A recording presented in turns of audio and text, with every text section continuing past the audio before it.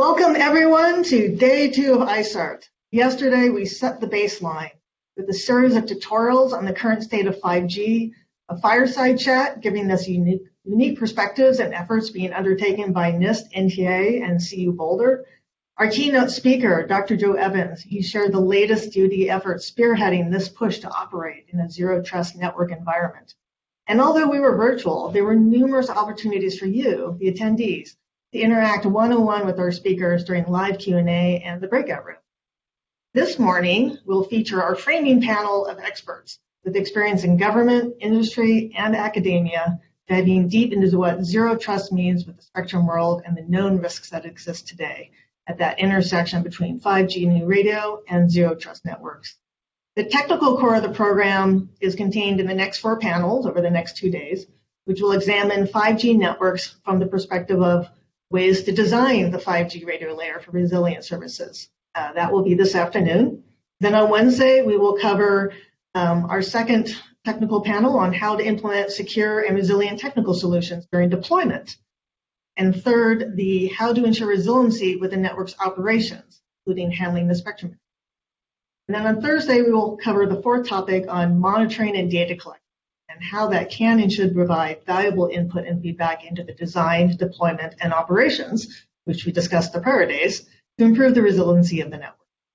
And then finally, we will have a wrap-up panel on Thursday afternoon, which features polymaths who will help us draw new insights and connections across all those different panels and our technical speakers and identify potential new research areas and hopefully add to the history of ISART, triggering important out-of-the-box thinking, innovative ideas, and novel solutions. Also, with several of the panels, we'll be privy to some deep dives into some technical talks so we can get a better hands-on feel for the boots-on-the-ground type effort in each of those areas. But before we start the day, just a few logistics to remember for not just today, but the rest of the week. Our virtual ISART 2020 is structured in two-hour blocks each day. The organizing committee has worked hard to find ways to incorporate tools for real-time interaction amongst the panelists with in-depth plenary talks, highly interactive Q&A sessions, and opportunities for networking conversations in our breakout room. Please feel free to ask questions online during the presentations and panels. And remember to spell out any acronym. If you look over on the right, there's a Q&A button. Please look at the questions already listed and vote if you would like to hear more about that particular question. The panel moderators will endeavor to pull questions based on those with the highest interest. We will also take some of those unanswered questions into the breakout room. The breakout rooms are the last half hour for each of those 2-hour blocks. Those are reserved for the breakout room. We hope that these rooms replicate to the extent possible in a virtual environment that critical personal interaction with the speakers and other participants that had always been a hallmark of ISART. After each panel concludes, the panelists and speakers from each session will exit from this Blue Jeans events and then head over to the Blue Jeans meeting platform for those breakout rooms. For those of you who are able to and using our brand new ISART app, all the information and links are needed to find the breakout rooms are in that app. Just go to that session and click on the link. For non-app users, the ISART confirmation email sent out Friday has quick links that contains both a link and a phone number for those breakout rooms. For each breakout room, there will be a host from the conference to help you there if needed. If you run into technical difficulties, please reach out to our conferences services staff listed in that confirmation. Just a quick technical note, the code to access the main sessions, these main sessions for each Blue Jeans event is the same each day. So if you have a problem with one link, just go to the next comparable link and click on that. We did have that issue yesterday, and we do apologize for that glitch in the link to Dr. Evans' keynote, which prevented or delayed some people from accessing the afternoon session. To address that, we will be posting that one video from yesterday's session as soon as possible so that those who are affected will be able to view it. So just remembering that the ISART app will allow you to reach out and connect with each other. By default, the only information people will see on the app is your name and affiliation. So if you're open and interested in chatting with others, networking, exchanging virtual business cards, please remember to go to the app and add whatever information you're comfortable sharing. I'd like to encourage all of you to use these interactive tools to ask questions, converse with our panelists and presenters in the breakout rooms, and connect with other attendees. Just one quick other regret, we did run into technical difficulties getting the 5G equipment vendors and suppliers involved with ISART this year. We're truly sorry, and we will be sure to have their involvement for next year's ISART. So please take advantage of the app and all the opportunities our virtual conference offers. And with that, we will get underway with our first panel, our framing panel, to discuss what zero trust means within the spectrum world today and the known risks that exist. It is my pleasure to introduce the moderator of this panel, Bryan Tramont. He is widely recognized as one of the nation's top media and communication lawyers. He served as chief of staff at the FCC under Chairman Michael Powell, and he is now a managing partner at Wilkinson, Barker, Knauer, LLP. There, he leads the strategy and implementation of WBK's communications, media, and technology team. I encourage you all to use the app and the program to peruse the complete bio information to learn more about him and all our amazing panelists. And now, I will turn this over to our esteemed moderator, Mr. Tramont. Thank you, Melissa. It's a pleasure to be with everybody this morning. I'm very excited about the group we have together on this panel. As Melissa alluded to, they bring vast experience in the regulatory, government, and business sides of spectrum management, both at NTIA, the FCC, among international regulators, DoD. And so I'm very excited to get their perspective on what framing the zero trust relationship means today, vis-a-vis the spectrum and the radio layer in particular.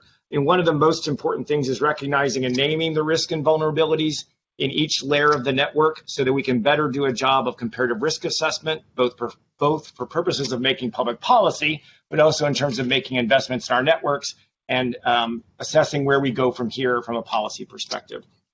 So it's my pleasure to introduce our panelists. First up will be Lisa Porter, who's the president of Logic and the former Deputy Undersecretary of Defense for Research and Engineering. Next, we'll go to Anna Gomez from Wiley Rein, then William Webb from the University of Cambridge, then Henning at Columbia, and Charla, formerly of Verizon and now CISMAC co-chair. I want to encourage all of you, all 79 attendees out there, to do send in your questions. Otherwise, you'll be subjected to the questions that I have prepared in advance. We'd love to hear what you all are thinking around the country and around the world as you listen in this morning. But the run of show will be each of the panelists will speak for a few minutes about framing this question, and then we will turn it over to questions from you or from me, depending on where we are. So welcome, everyone. We're thrilled to have you here, and I'm going to turn it over to Lisa first. Good morning, everyone. So thank you, Bryan, for the intro, and hello to everyone out there in virtual space. I'm going to confess that I'm not really good at this, so you'll all have to just put up with me and my weird, awkward, shifty looks at the camera. But anyway, it's really a pleasure to be here. I thought I would start off by framing zero trust a little bit, as Bryan alluded to, and making sure we're all on the same page regarding what does it really mean fundamentally.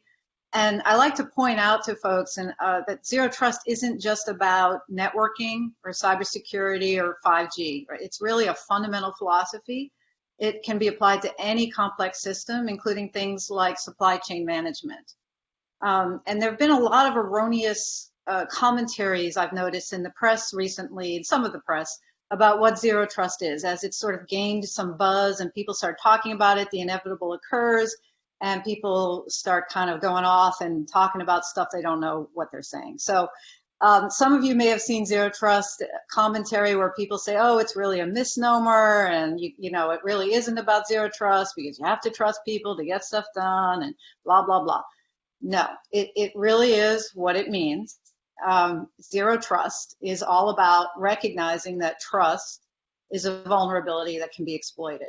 So you have to eliminate trust as your goal when you're designing complex systems. That's really what people have to embrace when they embrace the zero trust philosophy.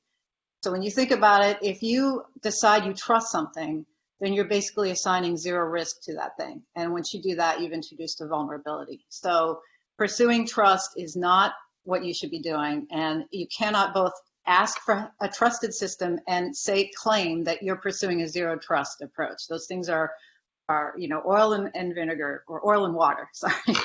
So you got to let that whole paradigm of pursuing trust go. And the reason I make a really big deal about this is because people are trying to hold on to both, and it's really problematic to do so. Now, I do want to point out that zero trust is actually not a new concept. People talk about it, and they talk about it as though it was invented in 2010 or maybe 2004, depending on different literature you read. That's not really true. I mean, zero trust has been something that is really ingrained, if you will, in the culture of the intelligence community. So anybody who's ever watched a good spy flick kind of knows that. But ironically, back in the mid-2000s, when the intelligence community, the national security community as a whole was really grappling with cybersecurity, they kind of forgot about the fundamental principle that they applied to a lot of other things. And so at that time, and I was the director at IARPA at the time, so I kind of can speak to this with some authority. At that time, a lot of the senior leaders were asking, how do we build secure cyber systems? And some of us were speaking up and saying, no, that's the wrong question, right? The right question you should be asking is, how do we operate in systems that are inherently not secure? But unfortunately, you know, this desire to build secure, trusted systems was so appealing, and it drove a lot of the decision making to the point where there was a real problem and a real devastating result. And that devastating result was someone that you probably have all heard of, a gentleman named Edward Snowden. He actually did unbelievable damage to our national security because people had not embraced zero trust, but rather had tried to develop perimeter-based, purely trusted systems. That was really the consequence. And so when people ask why zero trust, I say a really good answer is Edward Snowden. So I'm emphasizing this because today, where we are today, we're at a pivotal point in next generation communications. We're all here talking about 5G. We're all very excited about what 5G has to offer, and we should be.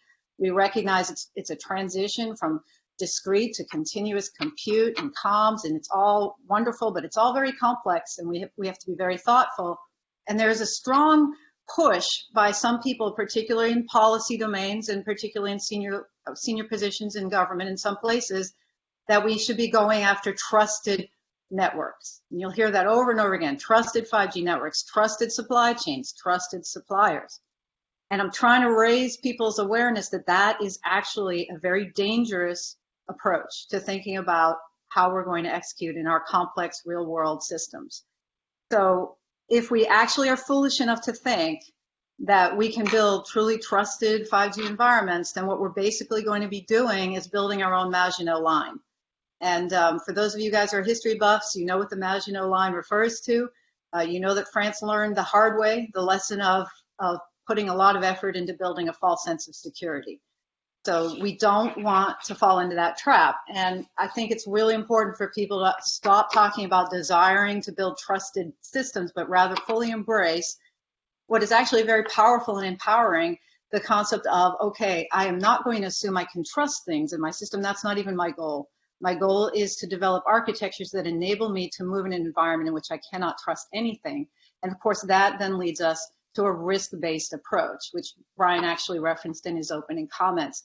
It's all about applying data-driven, quantitative risk assessment and risk management techniques. That's what zero trust is really about. It is not a promise to make things perfectly secure, right? That is not what zero trust is saying. It's saying, look, this is the better way to operate in a system in which things are very complicated and therefore cannot be trusted.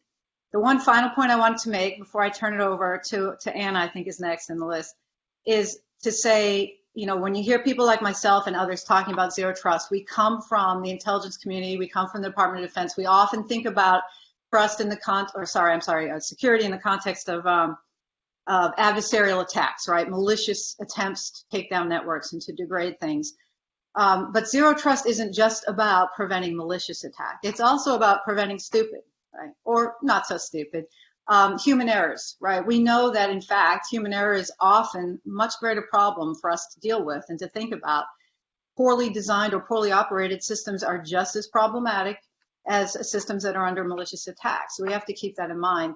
Zero trust is a way of thinking that applies broadly. It basically says, hey, things are going to go wrong. There is no part of my system I can ever count on with 100% certainty. I cannot assign zero risk anywhere. I have got to think about constantly understanding through measurements and transparency and awareness, what is my risk? Let me assess it, let me mitigate it, let me understand the best ways to apply that. Understanding, of course, that nothing's ever going to be perfect. So I think zero trust is a really nice way of reframing how we approach complex networks, but we've got to all make sure we understand that means we're abandoning this frankly naive and dangerous goal of trying to build trusted, perfectly secure systems. So with that, I'll turn it over. Thanks for letting me give some opening comments. Thank you, Lisa. I'm going to jump back in, Anna, and I want to ask a quick follow-up of Lisa before we get to you, Anna, if that's okay. I know you're chomping at the bit down there to talk, Anna, but okay. So Lisa, I thank you. That was terrific. One of the things, though, you referred to it a couple times is how naive and dangerous the approach is that we're trying to build trusted supply chains or trusted networks. Do you believe as a policy matter we shouldn't pursue components of that, or do they not contribute to an overall race-based or risk-based approach? Or do you? So are you saying zero trust is to the exclusion of these other things, or that these other things are not a solution? I guess right. So it's more the latter, of course. So people who've not taken a logic class and don't understand that A implies B doesn't mean B implies A. People sometimes take these comments to mean that we're saying, oh, you can go ahead and use anybody because it's equally the same. No, obviously you eliminate the obvious sources of threat. You don't purposely go out and engage with clearly untrusted suppliers, right? And we know who those are, and we know that there are bad actors out there, or we know there are suppliers that are incompetent. You don't go after incompetent suppliers either, who don't know what they're doing. That's just as bad. But you can't, by contrast, say, okay, now that I've gotten rid of them, I now have a trusted system. That's my concern, and that's the Maginot line, that example that I like to give, okay, as sort of that, keep that in mind. Just because you eliminate the obvious stuff doesn't mean you've got a secure system. Very good, thank you. I just wanted to tease that out a little bit, lest we have some questions on that front later. All right, with that, thank you, Lisa. That was terrific, and I will now turn it over to Ms. Anna Gomez. Thanks, Brian. Hi, everybody. I have to say, it's hard to follow Lisa. That was really an amazing way to frame our conversation. As Brian said, I am Anna Gomez.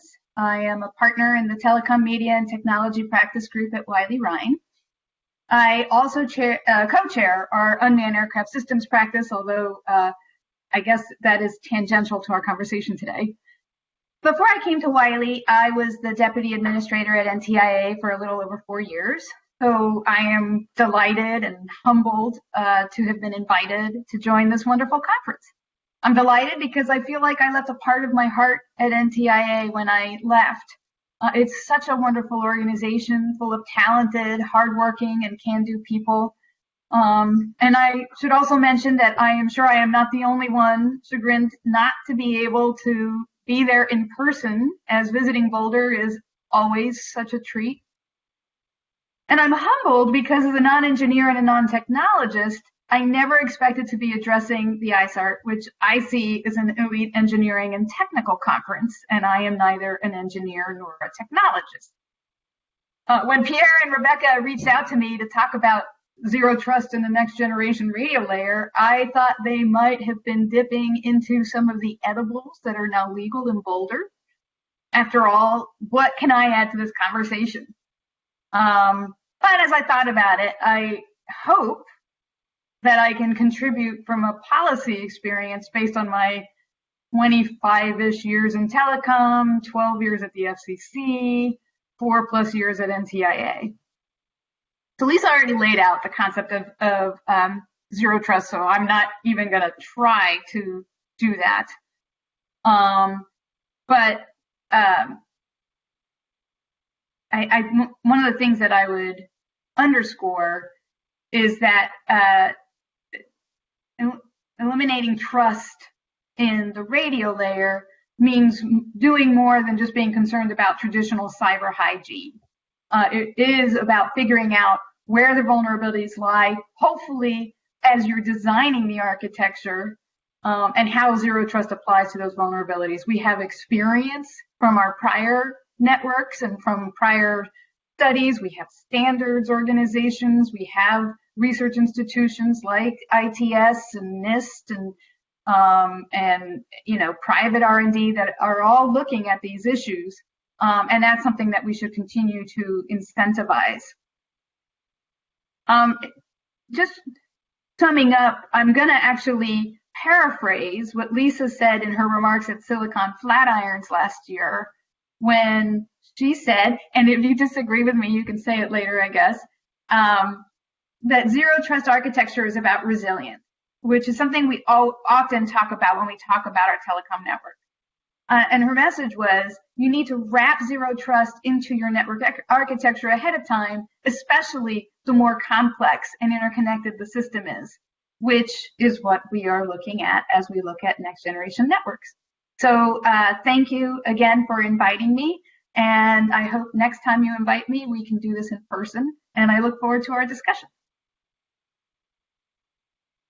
Okay, Anna, let me ask you a quick follow-up question. You referred to your distinguished career both at the FCC and at NTIA, where you did remarkably good work. We miss your contributions to government, I will say.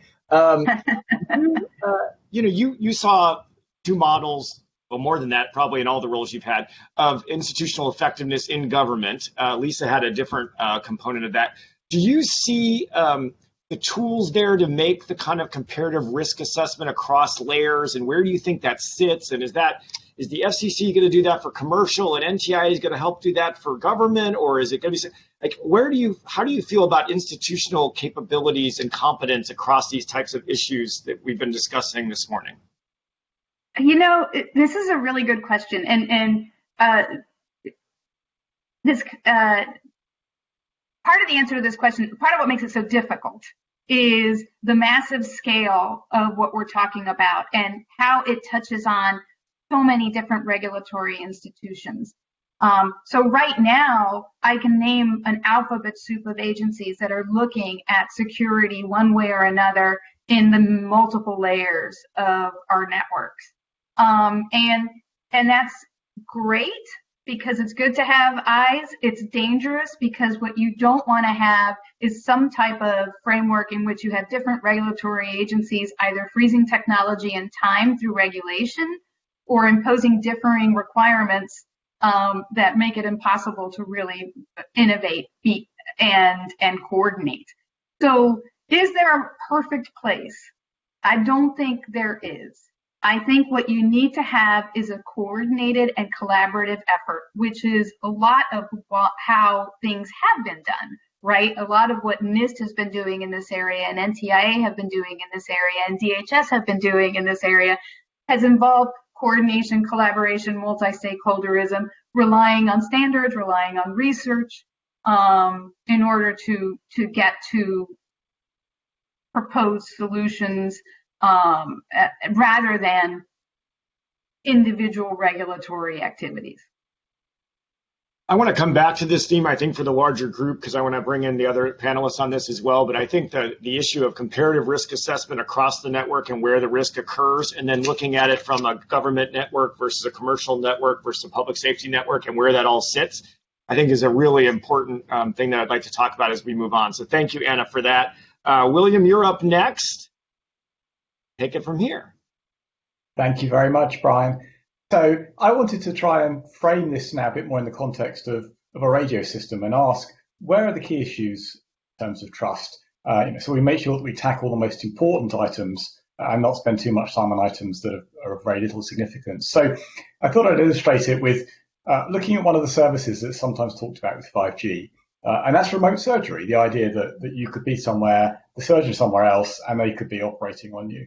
So let's imagine you've had some kind of heart attack, you're in the ambulance, and you need some urgent surgery before you get to the hospital to keep you alive. The surgeon's in the hospital, and there's a radio link between the hospital and the ambulance, and that's being used to conduct this surgery. So what should you worry about most at that point in time in terms of the radio link? And I suggest you're not particularly worried about the Chinese eavesdropping or the Russians hacking into the system and trying to insert a chip into your brain rather than fixing your heart. What would I be worried about? I would be worried about coverage. This ambulance is rushing through an open area into some forests, and the radio link cuts out, And there I am with my heart wide open, critical insertion about to be made, and the coverage drops out. And if we think about it in our normal life with cellular systems, when it's not working, for most people, most of the time, perhaps 90% of the time that cellular is not working, it's a coverage issue of some sort or the other. And actually with 5G, that could be worse than 4G, particularly for these kind of very high bandwidth services that need to be delivered in the higher frequency bands where the propagation is poorer, and so the coverage is naturally less. So actually we may be in a situation where 95 or more % of the time where the radio link is not working well is actually down to coverage. The next category of problem, which I suspect is about 1/10 as big as the coverage problem, is the congestion issue. So there is coverage, but all the radio channels are being used by other people, and I don't get a channel, or I get much reduced bandwidth that's insufficient. That is an issue, of course. Hopefully less of an issue in 5G, actually, because some of the concepts like network slicing and others ought to be able to keep high priority channels with high bandwidths. And I hope that I have one of the highest priority channels there. So hopefully 5G will solve that particular problem. What else? Well, about another order of magnitude below that is just network failure. The network just falls over. Perhaps it's because there's been a software update that didn't quite go right. Perhaps there's been some kind of central switch meltdown. Perhaps there's been a local base station that's shut down because it's run out of power or some other kind of issue. And that can happen, but it's pretty rare, actually. Cellular networks achieve 99.99% reliability, typically, perhaps sometimes even better than that. So, it's a slight worry, but that wouldn't be one of my biggest concerns. And then at the very bottom of the stack, as I sort of hinted at the start, I think security would be the least of my concerns in that particular issue. Now, of course, I could have picked a different example, which was much more related perhaps to national defense or something where security would be a much higher concern. But I think for the vast majority of people, that's going to be roughly the order. The biggest problem is coverage, an order of magnitude less is congestion, an order of magnitude below that is reliability, an order of magnitude below that is security for most applications. So what can we do about it? Well, we can't just say we can't trust cellular and therefore we're not going to have remote surgery, because then potentially a service that could save lives might not happen. But the most obvious thing you can do in a situation like this is rely on multiple networks. And so the simplest solution of all, in a way, to these trust issues that I've highlighted is just to have the ability to roam across different cellular networks or onto different Wi-Fi networks. And indeed, if you look at, for example, the performance of Google Fi in the US, which does roam across 2 cellular networks and Wi-Fi, it is materially better than other networks, both in terms of its coverage, its capacity, and its reliability. So these kind of things perhaps are some of the easier solutions we might want to look at as we try and understand the issues of trust. So I'll stop there, and I'm sure we'll pick up some of these things later on. William, can I ask you a quick follow-up question? So you sort of did a hierarchy of risk, coverage, congestion, network failure, and security. From your perspective, are the commercial providers' incentives to solve those problems aligned with what government would want to have happen? Or is it some place where there's a market failure where you think there's a role for government in ensuring those 4 primary threats? And you had said it's a certain use case, right? It's a commercial use case, but so it's limited to that. But do you think that the commercial entities' incentives align with government, or do you think government needs to do more to facilitate solving for those 4 risks? Yeah, good question. So I think the short answer is no, the commercial incentives are not well aligned.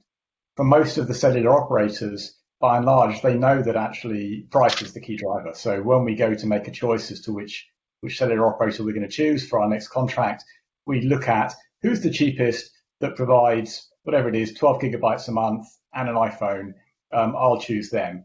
So actually the incentive on the operator is to spend as little as possible on coverage and so on, as long as it delivers an okay service. Clearly, if they spend so little that actually word gets around that their service is absolutely awful, then nobody's going to choose them. But there's not that much incentive to expand coverage, and that's why we see all these government initiatives for rural broadband and so on, because the incentives are just not there. So if we want really highly reliable networks able to deliver remote surgery, for example, then we may well need to have some kind of governmental intervention of some sort to incentivize the right drivers to achieve that. Excellent. So I know we have two commercial mobile carrier veterans executives here on the panel. So I'll be curious if we hear anything more from Anna and Charla as we go to the next round. Thanks, that was terrific.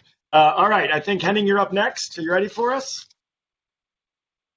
Certainly, and thank you for kind of setting the stage in general terms. So let me, as kind of one of the more engineering-oriented participants, dive a little bit deeper into some of the issues that were raised earlier today. So I find it useful to look at two separate issues in this discussion. Namely, one is what has really changed compared to kind of previous generations of technology, and I'm not talking specifically about 5G. This is really broader than that. It's 4G largely and whatever comes after 5G. And secondly, what exactly are we looking at what system parameters are we looking at? Let me start in the first one. So interference at the radio layer is clearly not a new thing. I mean, we've had jamming in radio probably as early as we had radio. The difference, I think, was two facets. Namely, one, and this works in both directions. Namely, as we know, I mean, even in the Cold War, it was routine to jam shortwave radio stations that you didn't like, whether it was Moscow doing it or the U.S. jamming Cuban stations, whatever it happens to be. This was, even outside of a kind of a hot conflict, was quite common.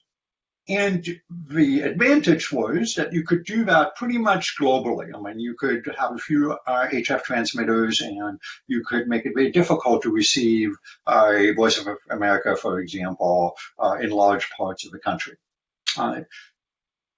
One of the primary differences, and this was alluded to earlier in the kind of remote surgery example in one way, is that it is now much harder to do that at scale. So in order for the Russians mentioned to do that, they have to be quite close in physical proximity. Having a transmitter in Moscow working at any cellular frequency isn't going to reach some street near London. So that's, in some sense, that inherently makes the job for an attacker much more difficult because physical presence or taking over an existing radio system is required to do these kind of wide-scale disruptions. Right? What is easier to do is to do very localized disruptions or other attacks in that, which are then also much harder to detect. It's very easy to see if somebody has an HF transmitter and locate it. It's very hard to find out if somebody just plopped down a almost invisible radio transmitter. Because that's really the second difference, is that the technology that you can use to deploy interference-causing devices is just so much more readily available, and not just to nation-state actors. It's just almost impossible to detect physically. It's not like you have to have a radio tower and so on. The second one, which I think it is useful, and previous speakers on the panel have kind of alluded to that we really should separately look at kind of the usual triad of the CIA triad, and not the agency confidentiality, integrity, and availability one. And I think at the radio layer, it is really primarily the availability case that we worry about, because I think we have learned that protecting confidentiality and integrity of information at the radio layer is just not appropriate. We tried that by prohibiting people to have radio scanners for confidentiality. That clearly was not terribly helpful. And the integrity, generally speaking, in injecting radio signals that emulate other radio signals, it's just too easy to prevent in that. So I think at the radio layer, in the CIA triad, availability really primary difference. And finally, I will say one difference that was alluded to goes beyond just the notion of carrier diversity is the notion of frequency diversity. It used to be that that communication devices had one radio transmitter operating at one frequency or frequency band at a time. Now, all of our devices, even the cheapest kind of cell phone, operate on have multiple radio transmitters and are frequency agile, meaning that it's quite possible to rapidly switch to a different frequency, different transmitter, different tower, possibly at reduced capacity and at reduced performance. So having devices that are frequency agile and can circumvent radio disturbances of various sorts, both intentional and otherwise, is one of the key design characteristics where the lower radio layer interacts with the higher layers. And it's often the higher layers that are not terribly good at doing that. We've all experienced where our Wi-Fi connection connects to a supposedly functioning access point, which provides RF energy, but no internet access. And we can't get our laptop or whatever to connect to a weaker but functioning radio access point on the Wi-Fi part. And similar issues exist at the cellular layer as well. So we should see that as a combined issue that where the radio layer needs to interact with the upper layers. And to build a little bit off the question I asked William, do you think on the frequency diversity dynamic, is the commercial sector adequately incentivized to create frequency diversity for its network today, or is there a role for government in that? And it's obviously maybe a different question for government users, but do you think that the commercial entities' incentives align with government on frequency diversity? You had a lot of things in here, but I'm going to tease that one out since we can tie it back to Williams. Yeah, so I think as I mentioned before, frequency diversity often these days, because of a historical notion of evolution, that different carriers have historically acquired different frequency bands, even 4G.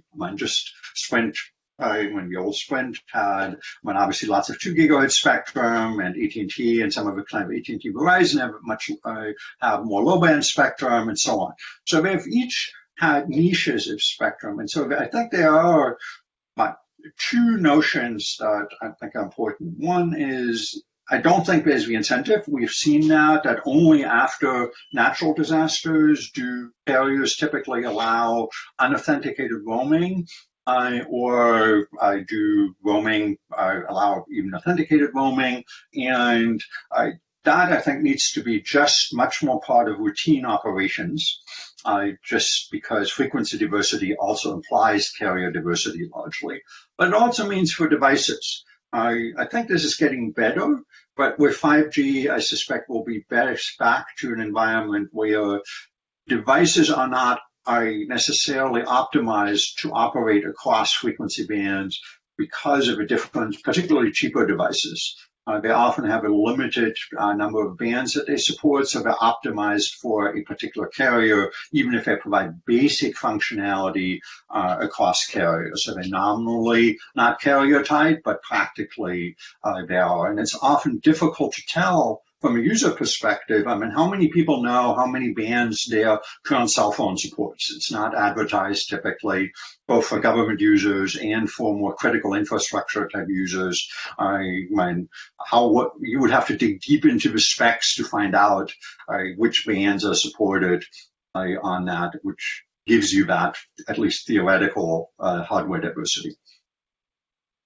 It's a great party trick, though. You go up to people and ask how many bands their phones operate on. They love that question. It just really gets it's remarkable. We'll see how that works in the breakout rooms. At any rate, I'm going to turn it over to Charla as our last panelist, but I want to also encourage our panelists to have comments ready to what other folks have said.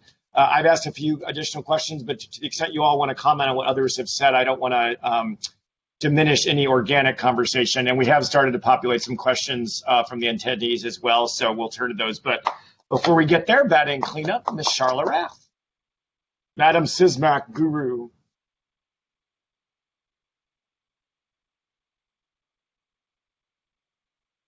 You're still muted, Charla. There you go. Okay, there you go. There you go. Good. Thanks.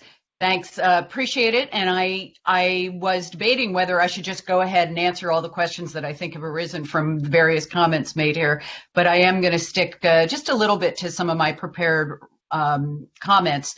First, thank you to the organizers. This has been great. Like Anna, I have a very fond place in my heart for NTIA.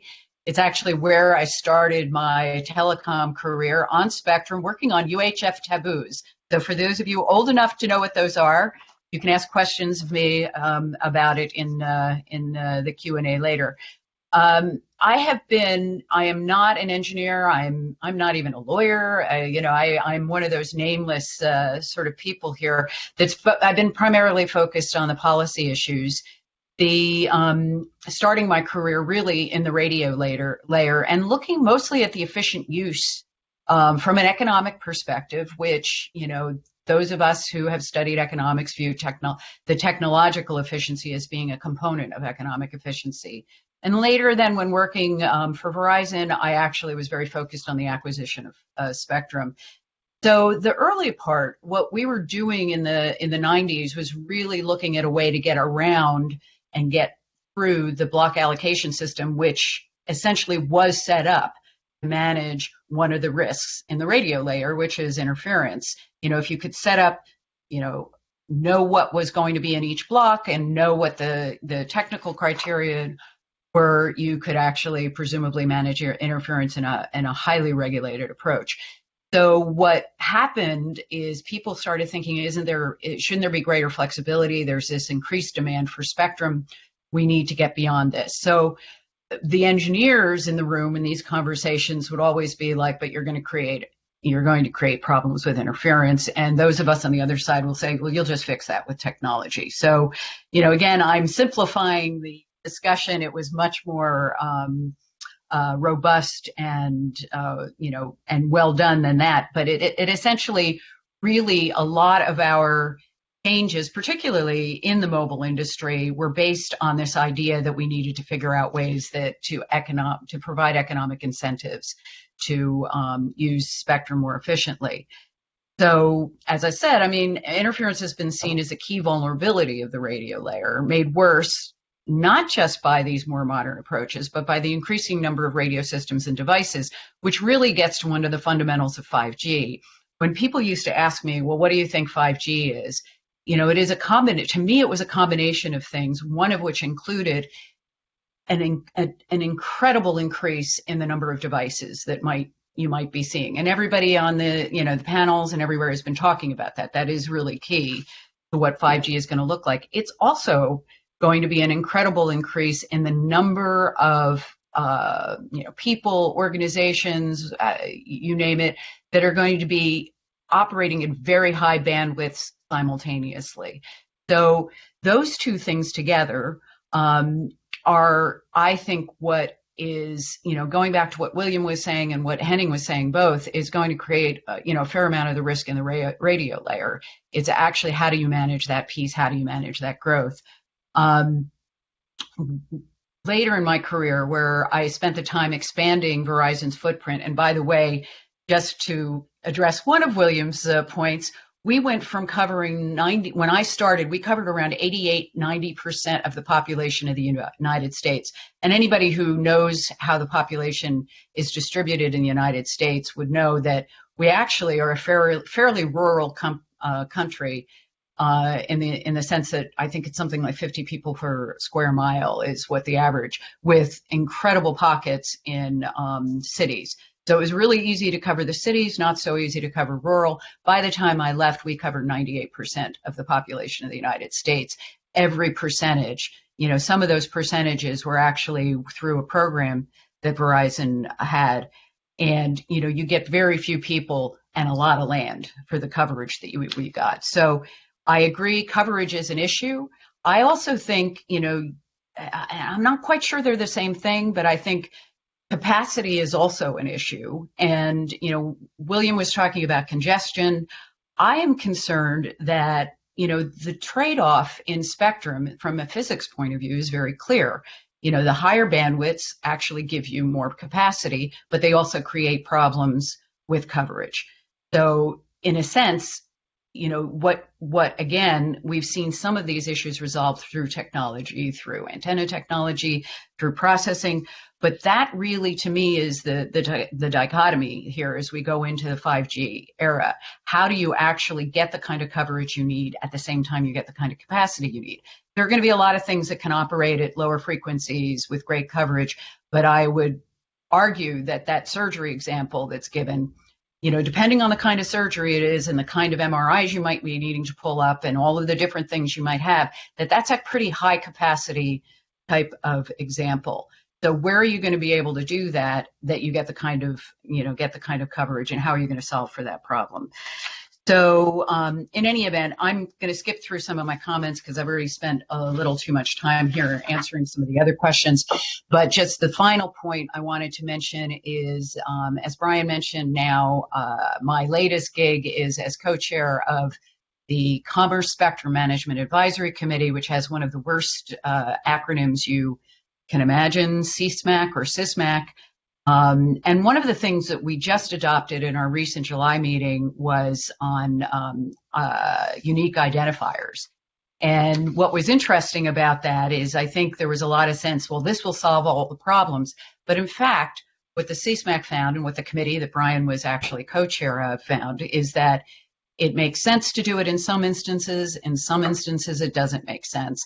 And there are all sorts of issues involving security, privacy, cost that actually surround every single one of these solutions that you're going to try and do to have a zero trust at the RF layer. So with that, I will stop and we can move on. And Bryan, I'm sure you're going to ask me a follow-up question. So. Well, I just got so excited when you talk smack to the group like that, or CISMAC. Okay, anyway. So my follow-up question is, William talked about the 4 vulnerabilities and ranked them, and you responded a little bit about where their commercial incentives lie. Do you believe there is a role for government to enhance any of those 4 vectors, or do you think those are things that are better left to the commercial sector? The 4 being, coverage, congestion, network failure, and security. Well, it's funny. I think there's probably a role in every one of them, depending on, where you're talking about. I mean, coverage in rural areas continues to be an issue. And by that, I mean the truly rural areas. The interesting thing is, I think one of the roles, and both Henning and William alluded to it, is making more spectrum available. I mean, what happened, for example, when I was at Verizon, we actually did create a fairly robust spectrum portfolio, but the first part of that was not on purpose in a way. I think had we had our choice back in the early days, we would have loved to have gotten more cellular spectrum, but instead we got PCS, and then we got AWS, and then we got went back down to 700. The decision at the time for Verizon to go into millimeter wave, though, was a very definite decision to diversify a portfolio, and I think many of the decisions after that have to do in answer to a lot of the questions that William put forward. So fundamentally, what can the government do? They can make more spectrum available in a variety of bands. All right, thank you for that, Charla. And that's the answer. All right, well, I was gonna go out. Well, and I mean, Verizon built their network without universal service support, as I recall, and arguably has the best coverage. So I guess one question too, William pointed out, I think that, government subsidizes the building of networks for coverage purposes, and they do for billions of dollars right now, but it's interesting that Verizon is not one of the companies that's taken that over the years. So an interesting tension on that point. Yeah, no, and that's true. I don't know whether, honestly, I'm not sure what's happened in the last, couple of years on that, but absolutely true. When we were building, the coverage, the footprint in the 2000s. And different build out rules and all that sort of thing back in the day, but understood. All right, I'm going to try and bring back in Lisa, if you don't mind, if you want to react to anything, Lisa, on this front. Oh, I thought everybody had really great points to make. And I would actually say William's absolutely right when he emphasizes, there's a difference between use case, right? The DoD and the national security arena is going to think about problems differently. So, and I've made this point many times, the commercial sector is going to drive the technological advances that occur here. And the DoD and the national security arena need to line themselves up to take advantage of that and those advances and all the things that everyone was just talking about, and then try to tweak and tailor them to our specific use cases, which may be a little bit more weighted toward risks associated with malicious actors. But if we're thoughtful as a community, and technologists in particular, we try to design resilience such that we can accommodate as those dials turn, as William gave that one example that I thought was a really great example. So I just wanted to emphasize, I totally agree with that point that, the average person on a given day may be much more worried, and rightly so, about a coverage risk versus a security risk. On the other hand, you don't want to only have the ability to deal with one of those risks. Even very low risk but high consequence events, as we all know, are particularly important. And that's part of how good system engineers apply risk assessment techniques, right? It's all about managing risk and understanding the consequence if a risk materializes and how you minimize and mitigate that impact. So I want to follow up on that because I do, for me at least, it's one of the most interesting questions is that, and maybe I am too institutionally focused, but whether or not there's somebody with vision sitting in, and I guess it's the government, that is looking at comparative risk assessment and institutional, and is in an institutionally effective role to help the government or to help the country solve for those risks. And whether, you just mentioned some cross-pollination between the commercial sector and the DoD. I suspect some will go the other direction. And do you think those lines of communication are there? Are the institutions effective? Or, God forbid, should there be a different institution? Or are the current tools the right way? I'd like to explore that a little bit for the audience. So I don't want to hog the mic here. I'll say, God forbid, another institution is the answer. Just we have enough of those in the government already. I do think it's a really hard question. I think Anna touched on it, Charla touched on it, we all have touched on it. Part of the challenge as well, as you guys were alluding to, is the incentives, even on the commercial side, to enable the full ability, right, to build out what we need. And all of this becomes very complicated. So the short answer is right now there certainly is not one government agency that's doing that cross-cutting, holistic look. I think the government as a whole is still trying to just get its head around what does 5G look like and how do we take advantage of what's coming in a way that's beneficial to us and the benefits far outweigh the risks. So I'm not giving you a good answer other than to say I think it's what Anna had alluded to earlier. A lot of coordination and collaboration has to happen at the working level. And I'll just share with you and the audience that when I came into the job that I was that I just left recently in the department, I didn't know anything about spectrum and 5G. In fact, I thought it was a really boring topic, and I apologize to everybody on the line. I was like, well, spectrum, what is that? I'm a classically trained physicist. I'm like, give me quantum physics any day. But then as I dove into it, I said, man, this is so fascinating. And I got to know the folks at NTIA out in Colorado, and I got to know a lot of the folks at FCC. And I said, my goodness, our country has so many really smart people. This is real hardcore engineering. This is awesome. So I think we have the sort of raw ingredients as a country to pull together that expertise. The hard part is just allowing and enabling it to happen. And that may sound a little Pollyannish, but I really do believe from my exposure that we do have a lot of really talented people. I think if we can incentivize them to get together, can think holistically about how we approach this. I mean, to Anna's point, and she said it a lot more eloquently. So I'll shut up now, turn my mute on here. All right, so I don't know if Anna or other would jump in. Anna, do you prefer quantum physics or 5G? And tell us why. But come back in from the institutional point, and I want to bring William and Henning in too, but Charla or Anna, whoever wants to jump in. Yeah, actually, the thing I would say back to Lisa is I feel the same way about cybersecurity, and I think that there's the same sort of learning process that can take place for those of us who come more from the spectrum side. That every time I talk to people about the security issues, I have the same sort of reaction. There are a lot of things, even just preparing for this conference, it started making me think a lot about, various ways that I just think about spectrum, and that maybe, I need to rethink and have a new way of thinking about some things based on, frankly, not just cybersecurity, but this concept of zero trust. So I think it works both ways. But I do think there's a fundamental issue. And as I went back and reviewed materials and looked at the silicon flatirons, it seems that everybody keeps coming to the same thing, that there is this issue of maybe it can be solved through a multi-stakeholder approach that Anna talked about earlier. But I do think that is a fundamental issue in the government, is who's in charge in a way. Yeah.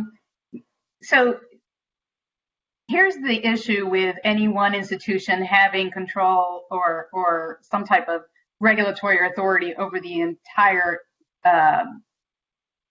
entire framework. And that is that each institution has a different mission. And that mission doesn't necessarily align with the holistic mission that our country should have of having a strong economy, having innovation, research and development, more than just a mission of security. And we see this every now and then when we see things come out like we should have a private 5G network, because that is the only way that we can have a truly secure network. That it doesn't work. Although it may enhance a single agency's mission. So I find it very difficult to say we're going to have a single entity that is going to basically work to eliminate every vulnerability in, say, a 5G network. So I do think that the answer is some type of collaboration. To Bryan's point is, but who's that person at the very top that is pulling together all of these folks? You have DHS that has the coordinating center. You have NTIA that has its various activities. You have NIST. My view, based on my past experience, is you should have somebody at the White House that has a portfolio that involves both your economic side and your security side, that is the one that ensures that all of the right parties in government and in the private sector and academia are talking to each other and working collaboratively towards this exact mission. And in the end, zero trust isn't going to be the silver bullet that says, boom, everything's secure and we're never going to have a problem. So that's I don't think that's not the mission that we should all be working toward. We should be working toward identifying the vulnerabilities, trying the best that we can to anticipate them, and where we do find them, also learn from our past mistakes. Where we do find vulnerabilities, how quickly can we resolve those issues? How do we ensure resiliency through lots of spectrum allocations, through diversity of suppliers, et cetera, et cetera? All of these things that all the stakeholders should be working toward, but that you can have a government person sort of at the top, making sure that all of these different missions and all of these different goals are being addressed by all of the different agencies that are involved in all of this. And then, let's not even talk about sector-specific agencies that are involved and are today in thinking through these types of vulnerabilities. Great, thank you. And I think, William, you want to jump in? Yeah, thanks. So I think it's right that in an ideal world, you could imagine a situation where you would have somebody who had perfect knowledge of everything and could sort of sit at the top and say, actually, what we need to do is invest in this, and this. These are the key issues. Let's get it done and let's make that happen. But as we've all kind of said, that's just not going to happen. If we look at what's happened in the last year or two, government has got very concerned about things like Huawei, which, as we sort of talked about, is probably an issue, but it's probably one of the smallest issues of all in terms of the bigger holistic picture. So I think it's very easy for the government to go down the wrong direction. So what are the solutions? Well, there's no easy solution, of course, otherwise we would have found it a long time ago. But one thing I think we are missing is some really good consumer information. So what I'd love to know, for example, is what's the best mobile operator for me, given that I live in one place, I work in a different place, I commute there via the train, I then go out on my bike, and I like to have coverage on my bike when I cycle in the countryside. I use these certain applications, and they have a certain degree of reliability. Which is the perfect operator for me? And of course, that's really hard for me to know without trying all 4 of them one after another. But equally, it's pretty straightforward for some kind of an app to measure where I go, to have knowledge of what the coverage and performance of the operators is, and to deliver that as a personalized recommendation to an individual. And I think that's where government could help. It's by actually making sure that the information is out there for people to make very well-informed decisions that fit their needs in terms of the trust they can put into the network, or the degree of reliability and so on that they need. And that can then send better signals to both the commercial entities, the operators and so on, but also in principle to government to understand where there are areas that perhaps people's needs aren't being met, and have a more of a sensible structure for intervention. Great, thank you. Henning, you want to jump in as well? Yeah, so I wanted to make it slightly more concrete, because I think some people might have been a little bit too polite to mention this, namely that we have also intentionally, we or some parts of government have intentionally disabled and defanged mechanisms that we actually had. Now I'll talk specifically about the FCC, Federal Communications Commission, in 2 dimensions. And namely one, and this goes directly from what William just said, is that one of the classical roles of a regulator, and I think this is different from some deputy assistant secretary in the White House type thing, and somebody with deep staff and long-term operational interaction with the networks, as opposed to more a policy sense.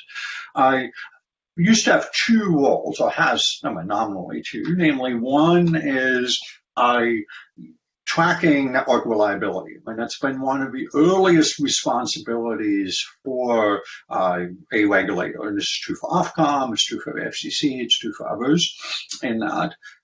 Because in my mind, it's just like for air travel reliability, many of the big problems have indicators in small problems. If you have continuous reliability issues at a small scale, that's probably an indicator that maintenance and operations are not what they should be. So if there's a larger outage, either induced by nature or induced by an adversary, you're more likely to also fail that test. This is the usual problem when you look at airlines. It's the ones that have big accidents are usually the ones that have lots of maintenance problems that didn't cause an accident before. And we have essentially disabled that capability by choice. Reliability data, it's not just coverage. Reliability data is not disclosed to consumers. This is particularly important, I would say, because many of the networks were particularly for first responders that used to be operated by first responders, kind of your land mobile radio. In FirstNet, they're operated by a commercial carrier. There is, as best as I know, no public disclosure to the local fire department as to what reliability has been, both locally and largely. And it's true that many of the kind of the other thing that was done in the past was that there were reliability requirements, for example, for kind of the what used to be called NREC and then CISREC and so on, but also by state law, typically on service quality requirements, time to repair, reliability requirements for networks. We have abandoned that. As some of you know, there was, under the previous administration, an attempt to, for example, force backup power.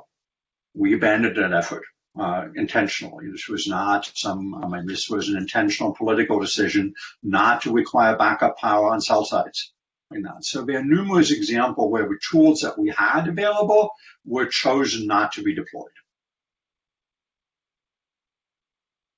All right, I think we can talk about that for a while, I suspect, Henning. But let's throw it open. We've got some questions from our audience, and I'm going to take this first Most liked question from Mark Norton. To all the panelists, which specific elements of a trusted architecture, if any, do you envision to be replaced by a zero trust architecture? Device certifications, trusted certificates, encryption algorithms, something else? So who would like to jump in on that one first? Lisa is going to go. All right, thanks, Lisa. Sure. So hi, Mark. It's good to know you're out there. Mark Norton's one of the great government folks, so many of you guys know who he is. He did great work for us at the DoD for a long time. So I do think it's not, we have to be careful when we pose a question. First of all, there are no trusted networks, but I think what you're asking is, what are we talking about in terms of migrating the existing paradigm to a paradigm that incorporates zero trust? And it is kind of the types of things that you mentioned. I think most people are aware, or if you're not aware, you should know that NIST just put out a special publication, I think in February, basically going through zero trust in quite some detail in terms of what is currently understood, the types of approaches that can be used specific to networks. And those are the kinds of things we're talking about incorporating. Microsegmentation in general, I think, is a good approach. Understanding the user, the device, the application, all of those in context, dynamically allocating access, not one time means all time. All the things you can read about in the various literature that's out there, that's what we're talking about. And it is a shift. And of course, I think everyone here knows that Google has already at least demonstrated proof of concept in their Beyond Corp back in, I think it was 2014 when they started putting that in place. So the concept of how you implement a zero trust architecture in a network sense is not an unknown. That said, as we migrate to 5G and we have more and more devices and more use cases, and we introduce more virtualization and all the other stuff we've been talking about, it does become more complicated, and there's an issue of overhead, which I think was one of the other questions I saw in the Q&A, and that is certainly the trade, right? So that's why zero trust isn't saying we're going to make perfectly secure systems in a new way, right? It is abandoning the notion that you can have perfect security, and it is instead bringing in the classic system engineering approach of risk management and recognizing there is always risk, and then understanding where those risks are, trying always to improve your knowledge, developing mitigation strategies so you can limit the impact if a risk materializes. All of that kind of thing is what you're bringing to bear in a zero trust framework. I don't know if that. Go ahead. Yeah, that was very helpful. I thought. Can I do two quick follow-ups though? So just for the group's benefit, can you briefly define or discuss what microsegmentation is, just so they have that as a benchmark? Sure. Sure. I'm sorry. Go ahead. And then I want to have you talk a little bit about the risk management and the cost-benefit question, both as to commercial networks and to government networks. Okay.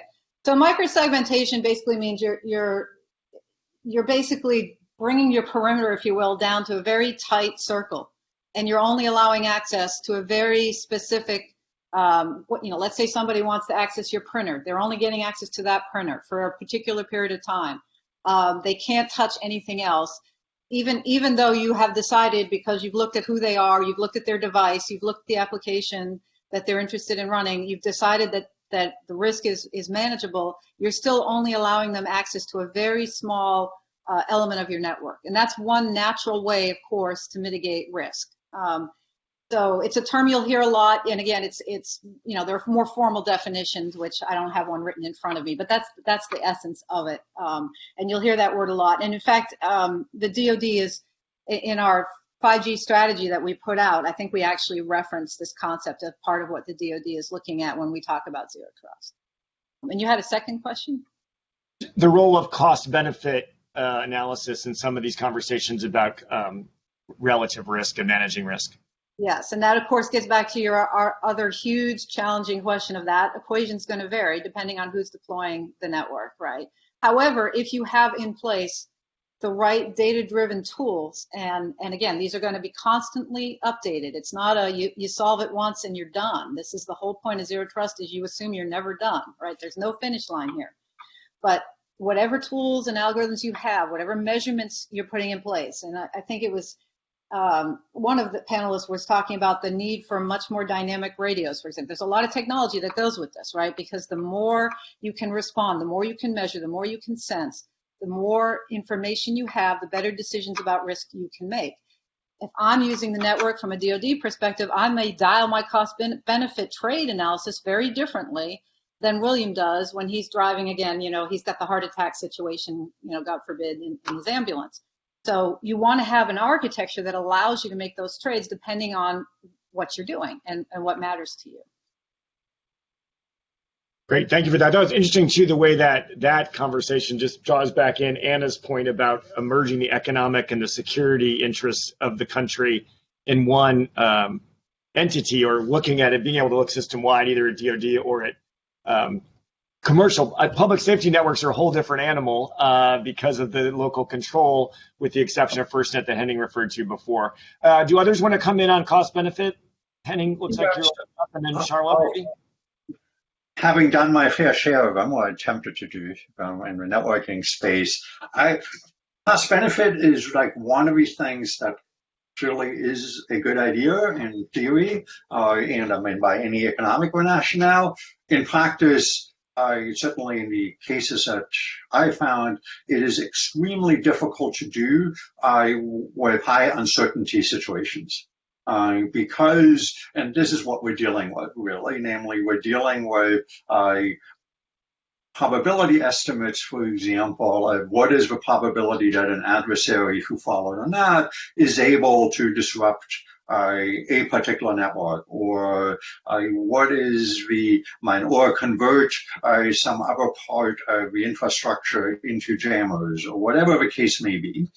And since picking that number is essentially guesswork by necessity in that, since it's a rare event, most of these estimates are really difficult. Secondly, estimating the cost is difficult simply because many of the defenses that you institute, and this is very similar to the issue for environmental regulations, they have other benefits. So, for example, I mentioned backup power. That has an advantage, so that if an adversary is able to disrupt your electric supply, that provides protection against adversarial interference, but it obviously also provides protection against more mundane events like like a local power outage or a storm or whatever in that, and how do you attribute the benefits to that? And then thirdly, even measuring the benefit is hard because, you mentioned that there is a kind of government networks versus private network, but at the radio layer, I suspect within a number of years, that distinction will be for all but tactical networks that are built into tanks and things will basically disappear. They'll all be operating on commercial networks. It's true for utilities today that used to have their own LMR systems. It's going to be true for public safety. It's going to be true for local government. It has always been true for local government. They don't run their own network. Wireless networks, certainly not cellular network, and certainly not internet-based networks largely, and so on. So that distinction, how do you attribute value to disruption-free operation for that? I don't know how to do that. So cost-benefit analysis sounds good. In practice, it is essentially usually used to confirm your priors. Okay, thank you for that. Charla, you want to jump in on this before I have to feel the need to discuss the perils of a mandated backup power plan at the federal level? I'm hoping you will address that, but I just quickly wanted to go back to one of the things in Mark's original question about device certification. Anybody who's dealt with that process at the FCC knows that one of the issues with device certification is also then enforcement, because you can get a device certified, but then it doesn't necessarily, when it's sold, doesn't actually operate the way it's supposed to, according to the way the device that was at the commission was certified. So, so I look at that and I go, well, so how do you deal with that, particularly in an IoT world where you'll have all of these devices? And again, I'm talking about the interference piece of the risk and vulnerability that we've been talking about, not necessarily, something related to cybersecurity. So how do you actually go about ensuring that the devices that then are sold in the marketplace actually operate according to the way that they're supposed to. And maybe there is some sort of identifier, maybe there is a way in the network, but then that means the network becomes more costly. So there are a lot of issues there. And then on top of that, this gets back a little bit to Henning's point about things that the commission doesn't do anymore. You know, one of the things that it did do a couple of years ago was get rid of a lot of the field operations, which, you know, as an ex-Verizon person, you know, a lot of the engineers that worked in those groups were very helpful in tracking down interference. You know, we had an incident many years ago, but it was a huge incident in Manhattan where somebody put a device on, I forget, like the 30th floor of a Manhattan tower, and it knocked out 200 base stations in Lower Manhattan and New Jersey. And with the help of the FCC, we were able to track down, where that was. But, that may not happen now. There are certain other things that have taken place. But I just wanted to throw that in, that a lot of this, from the commission point of view, we still have to think about how do we make sure that whatever it says should be done actually happens. All right, does anyone else want to jump in on that? If not, we have a question from Pierre that I feel like, I want to get invited back next year, so I need to ask the Pierre question. And this is for Henning. So you mentioned that for the radio layer, confidentiality, integrity, and availability, CIA, the main risk is availability. How do you think about spoofing on the integrity front and rogue base stations like Stingray, which remain a vulnerability even in 5G, the radio access network? Yeah. And thank you for following up, because I think that probably when I said it first came across not quite right. And it's why I mentioned that we should really think of a radio layer as integrated, even if you think of it as truly just kind of physics, to pick up kind of the earlier comment from one of the panelists here, namely kind of electromagnetic radiation type thing, and so on. In practice, spectrum is useless unless you can access it. And that plays out in two ways, and I wanted to emphasize this.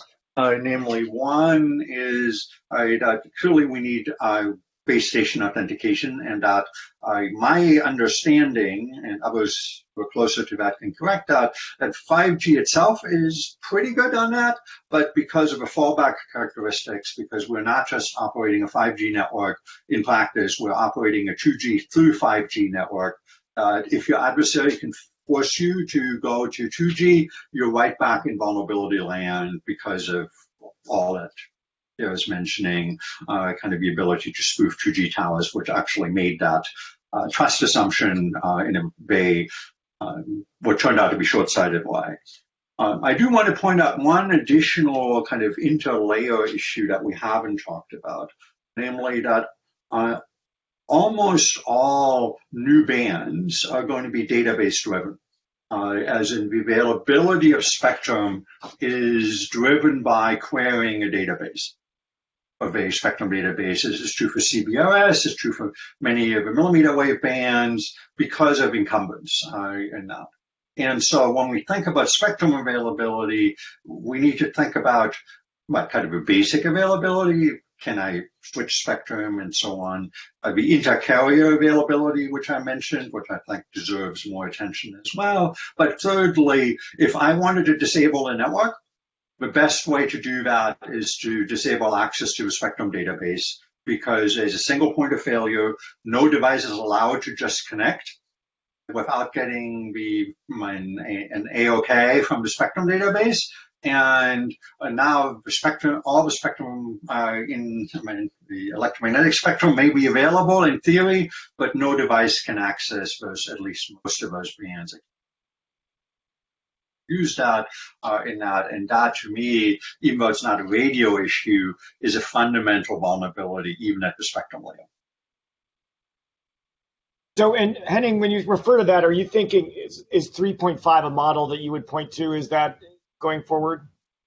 Yeah, when CBRS is 3.5 gigahertz, yeah. Yeah, and in that case, there are multiple spectrum databases available. So you refer to a single point of failure. Is your premise that they would get behind the individual database or the coordinators and attack it at some central level? Is that the thesis? Yeah, so because we had two vulnerabilities, namely one is, and one thing that I don't know in terms of how this is being handled operationally, whether a device actually is able to query multiple operators of a database or whether it is essentially tied to one, and how would I know ahead of time? So I may not be able to knock out everybody, but if I know that my local, my local National Guard unit is using one of the Spectrum databases, if I knock that one out, then obviously I have a disabled frequency access for that important user in that. And secondly, there's a backend database which feeds based on, for example, the military use for radars in the 3.5 gigahertz band. So if I can disable the feed into those multiple databases, then I have achieved kind of universal blockage, if you like, in that. So, and I think this has not been received the kind of attention that it deserves, because we have to, even though it's a zero trust network, we are essentially have to trust, and we forced by regulation, I have to trust the database. If the database tells me no, or particularly because no answer means no, it is not a fail-safe. I'm not allowed to use it unless I receive a positive go-ahead answer. I have created a system where I essentially need to trust the availability of a database, and for good reasons. There's good reasons not to allow transmitters to just blindly go ahead if they can't get a reliable answer. I do want to bring other people in. This is a model that has been increasingly turned to by policymakers, has not yet been as proven in the marketplace on a commercial basis. And I'm sure that I would be remiss if I didn't point out to our CMRS friends would say that this is why it's so important to clear Spectrum completely, so you don't have to rely on a database like that. But does anyone else want to come in on this? Because it is an emerging field, obviously, of study here. Anybody want to come on in, William? Yeah, come on in, William. Yeah, so Henning's absolutely right that if you have a single point of failure, then you have a risk in the system. But in a way, those are the easiest ones to defend because it's very clear they are a high risk, and you can add in any level of redundancy that you want. You can duplicate them, you can geographically distribute them, you can come up with all sorts of mechanisms that effectively ensure that they remain extremely reliable. So, I think it's important we identify them and we take the appropriate measures. But I think actually those are fairly tractable. The one that actually worries me the most is GPS. If you turn off GPS or take it out, then you'll take out all communication systems pretty quickly because they rely on GPS at some point for timing or something else, or for backhaul synchronization. Somewhere in that whole process, they will rely on GPS. And that's the thing that really is the weak link across the whole of our communication network systems. Now we're talking. We had some GPS vulnerability in here. Lisa, you want to jump in on this? Anybody else? Can we say the L word, legato, amongst our group here? No. Sorry. Would anybody else like to come in on the database point? Oh, Henning, come on back. Yeah. Yeah. So I'll just say quick on with GPS because it actually illustrates and I won't touch the legato issue, but I will touch the other one because, and I think this is favored of some participants, or possibly in particular Pierre, was talked just a minute ago. We talked about that the FCC certification process does not really cover operational devices. They cover what's submitted to the FCC approved lab.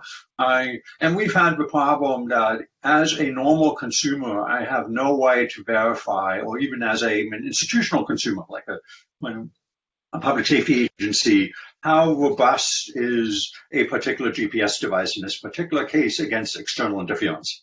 I'll just say, if it is so easy for legato to interfere by setting up a transmitter, building a transmitter that emanates in that spectrum is not exactly hard for anybody. This does not require either advanced knowledge or advanced technology. So if you want to disable GPS, if all it takes is a single transmitter in downtown DC to disable GPS there, we have a bigger problem than legato.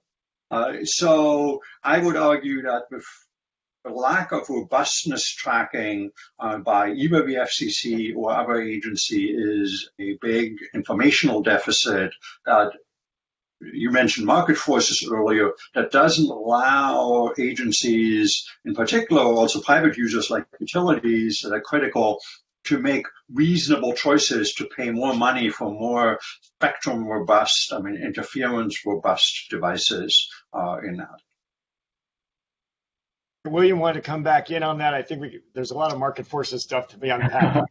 William. Yeah, so just a very quick response. So actually, I'm not worried about interference really on that. I think taking out a small area with some interference is very unlikely. It's not a particularly big issue. I'm more worried about the whole system going down. So something catastrophic like a software upload to the GPS satellites that turned out to have a built-in vulnerability that meant they all suddenly turned off at a certain point in time. That is my key concern. I don't think we've got a particular interference problem to worry about anytime soon for cellular networks here. Great, thank you, William. That was really an important distinction. So we have about 5 minutes left. I want to have a closing question for all of our panelists, and I'll give you a multiple choice. So, what is the one policy issue that most troubles you in 5G security, and what should policymakers be doing about it? Or if there's some area for additional research in the zero trust area that some of our audience might go off and write a paper about that you think would really benefit from some additional intellectual work. What would that area be? So I'll give the choice, and let's go in reverse order of the opening, and we'll have Charla start. Is that okay? Oh, surprise! You're on candid camera. Come on back on the screen here, Charla. Actually, I don't know what happened to me. Can you hear me? Hello? We can hear you, Charla. You're back now. You're back. Oh, good. Okay, great. I wasn't sure. I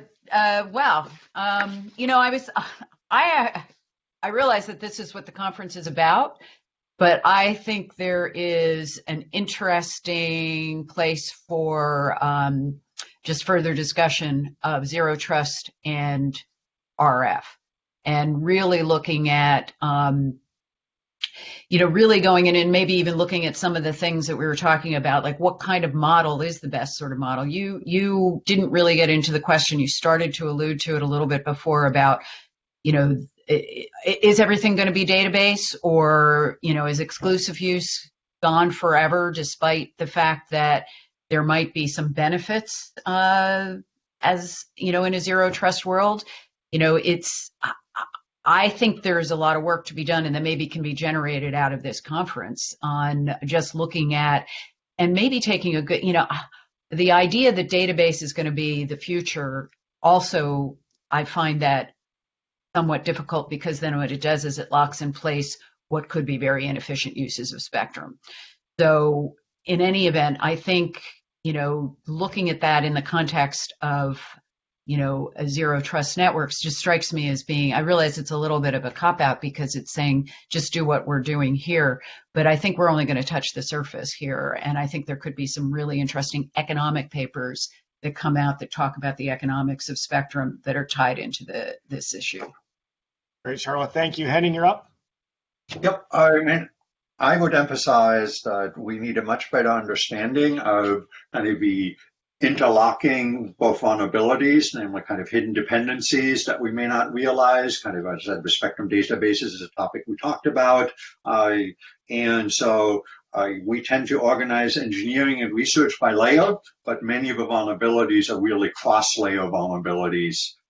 We need a much better handle on. And finally, I'd say when we talk about vulnerabilities, we should really be clear what we're worrying about. I think the panel has teased that out, but often the public discussion is just one big kind of security thing that is mentioned without really saying, are you worried about a nation-scale disruption? Are you worried about localized attacks? What is the threat model? Because without a threat model, there is no engineering and there is no even rudimentary cost-benefit analysis.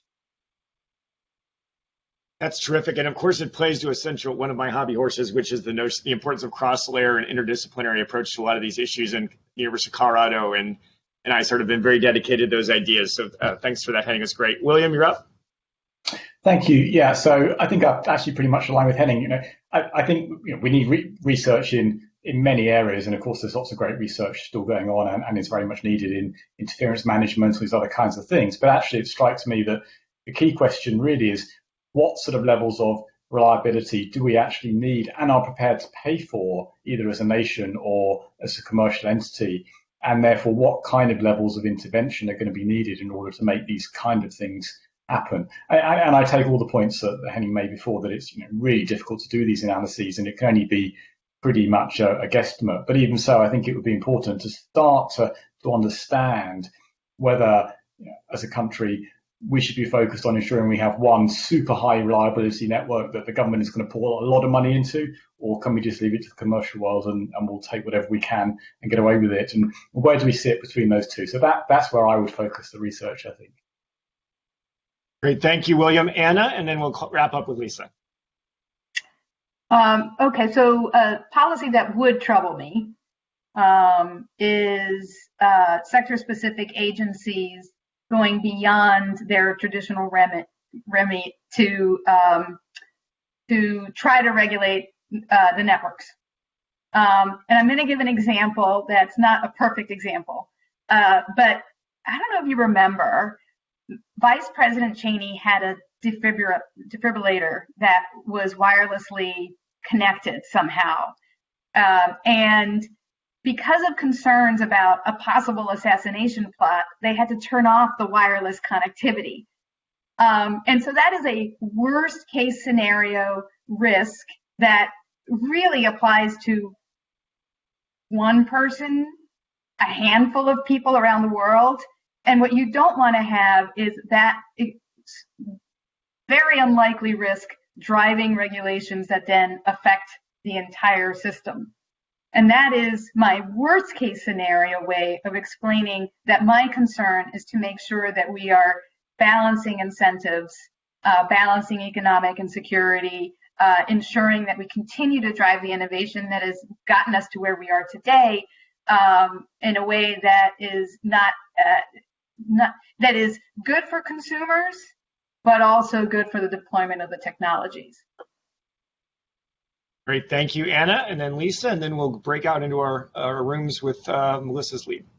Great. Well, fortunately, you guys all said awesome stuff that I really can't add to very much. I guess I would close with reminding folks that what we're trying to say with Zero Trust is not that we have a solution, right? We're not saying we have a new silver bullet. Here it is, it's Zero Trust. We're actually trying to invite people to think deeply about the fact that these are going to be complex systems, that there are going to be vulnerabilities we don't anticipate. Some of that was alluded to, that we do the best that we can to continually learn and improve, but always keep your guard up, because frankly, you've got to be prepared for stuff to go wrong. And so resiliency is really the goal, as opposed to perfect security or perfect trust or all these other terms that can lead you to design things in a way that historically have been proven out to be very, very dangerous, frankly, and to have bad outcomes. So we're really trying to get people to rethink how you approach the design of complex systems, recognizing all the complexities that everybody has highlighted. And there's a lot of work to be done. I could probably spend an hour talking about all the research areas that I think are going to have to be needed to really bring to bear the full fruits of the vision I think that people are excited about with 5G. But we'll leave it at that. And I personally want to thank everybody so far. It's been a really great panel, and I've enjoyed it. And thank you for everybody who's online and listening. Absolutely. I also want to join in thanking the entire panel. You guys were terrific. I'm sure there'd be a loud round of applause if we were in an auditorium like usual. But with that, I'm going to turn it over. Melissa's coming back on, I believe, and then we're going to adjourn into our breakout rooms. Thank you. I think that's happening. Yes. There it is. Well, thank you very much. That was an exciting panel and so many different aspects to consider and think about. I know I learned quite a new avenues I need to go research now. So now we will go into our breakout rooms for a one-on-one interaction with the panelists and moderator. Information on accessing the breakout rooms is in the ISART app, or you can just use the links that was sent in the confirmation email that you received. And a reminder that after the breakouts, ISART 2020 will resume at 1 p.m. Mountain Standard Time. See you soon in the breakouts.